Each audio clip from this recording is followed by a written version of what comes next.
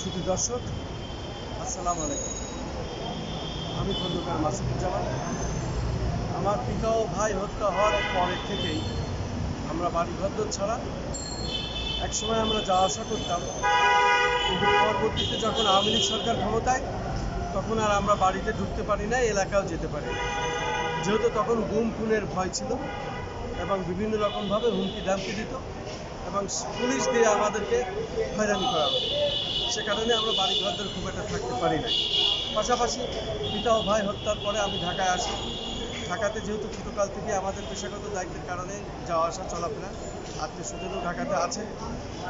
আমি এবং আমার ছোটো ভাইটি ঢাকাতে আমরা কর্মরত। আমি একটি সাংবাদিক পেশায়, আবার আমার ছোটো ভাইটি সাংবাদিক পেশায় একটি পত্রিকার সাথে সে আছে, ফাইন্যান্সিয়াল সেক্রেটারি, একজন বড় মাপের আলোকচিত্র শিল্পী, পাশাপাশি একজন সাংবাদিক খন্দকার আসাদুজ্জামান সুমন, এবং আমি খন্দকার মাসুদুজ্জামান। আমাকেও এবং আমার ভাইকেও হত্যার জন্য ঢাকাতে আসে এই খুনিরা। আমার ওই ভাইটার গায়ের উপরে একসময় সে মোটরসাইকেল চালিয়ে যাচ্ছিল, তাকে একেবারে সুপরিকল্পিতভাবে একটি প্যারোডি গাড়ি দিয়ে তাকে হত্যার চেষ্টা করা হয়েছে। আমি যখন জানতে পারলাম তাকে হত্যা করার জন্য চেষ্টা করা হয়েছিল, আমি ছুটে আসি।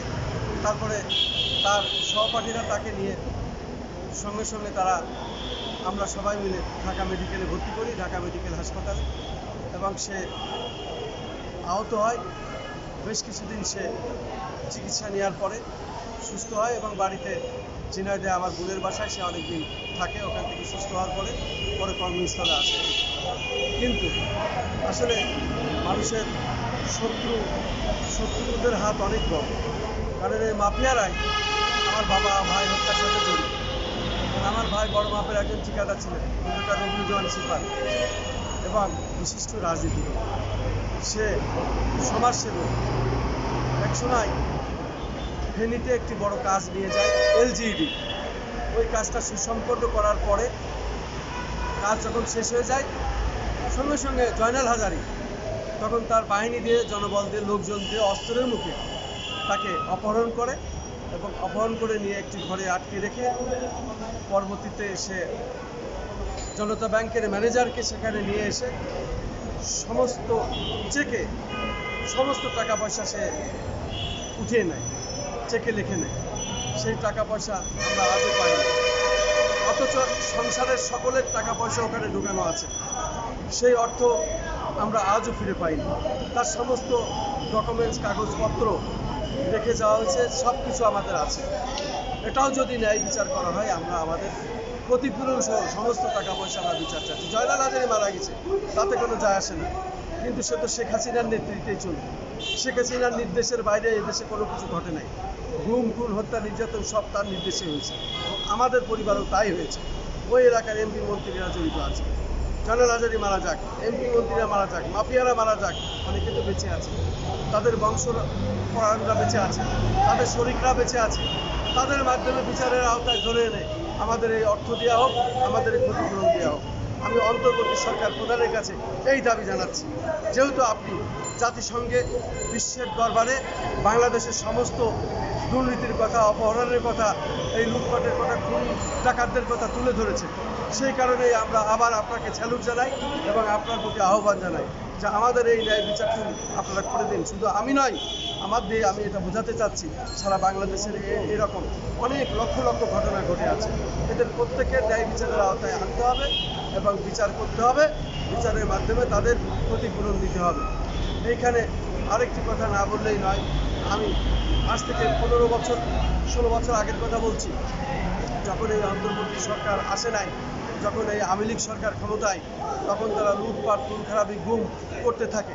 তখনও আমি জাতীয় প্রেস ক্লাবের সামনে এসে আমি এখানে মানববন্ধন করেছি, রাষ্ট্রের কাছে জানিয়েছি, জাতিসংঘের কাছে জানিয়েছি, এবং বিচার প্রশাসন সকলের কাছে আমার মতো আমি জানিয়েছি।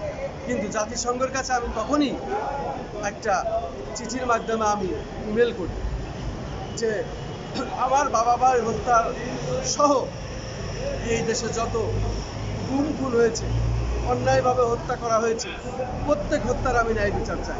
আমি জাতিসংঘের কাছে এবং জাতিসংঘ মানবাধিকার কমিশনের কাছে বারবার এই চিঠি আমি প্রেরণ করেছি, ইউটিউব বিশেষ করে অনলাইনের মাধ্যমে এবং আমার ইমেলের মাধ্যমে আমি বারবার এটা সেন্ড করেছি, জাতিসংঘকে জানিয়েছি। তাই আমি বলতে চাই, যেহেতু এখন অন্তর্বর্তী সরকার, আমরা নতুন করে দেশ স্বাধীন করেছি, এই দেশ আবার নতুন করে এগিয়ে যাবে।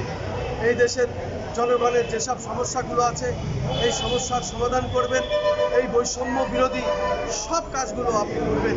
বিশেষ করে অন্তর্বর্তী সরকার প্রধান এবং শান্তিতে নোবেল বিজয়ী ডক্টর মোহাম্মদ ইউনূস সাহেবই আমাদের এখন একমাত্র কর্ণধার, আমাদের দেশের একমাত্র উনি আমাদের দিক নির্দেশনা এবং উনি পারবেন আমাদের সারা দেশের যেসব মানুষ আমরা নির্যাতিত হয়েছি, খুন হয়েছে এবং এই ন্যায় বিচার করে দিতে উনি পারবেন। ওনার কাছে আমার আহ্বান, সমস্ত বিচারের আমরা ক্ষতিপূরণ চাই, ন্যায় বিচার চাই এবং এই সব খুনের সাথে যারা জড়িত, যেসব প্রশাসনের লোকজন জড়িত, যেসব মাফিয়ারা জড়িত, যেসব এমপি মন্ত্রীরা জড়িত, তাদের সকলের দৃষ্টান্তমূলক শাস্তি দিতে হবে এবং তাদেরকে ধরে রিমান্ডে নিলে, জিজ্ঞাসাবাদ করলে সব হত্যার, সব গুম খুন এবং সব অর্থ পাচারের সব হদিস বেরিয়ে আসবে।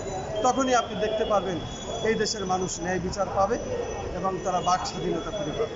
প্রত্যেকেই তখন যার যার কর্মস্থলে ফিরতে পারবে, বাড়ি ঘর ধরে ফিরতে পারবে। আমি আপনার কাছে আজ এই দাবি জানিয়ে আজ এখানে এই পর্যন্ত শেষ করছি। আসসালামু আলাইকুম। আমি খন্দকার মাসুদুজ্জামান, বাংলাদেশ থেকে, জাতীয় প্রেস ক্লাবের সামনে থেকে।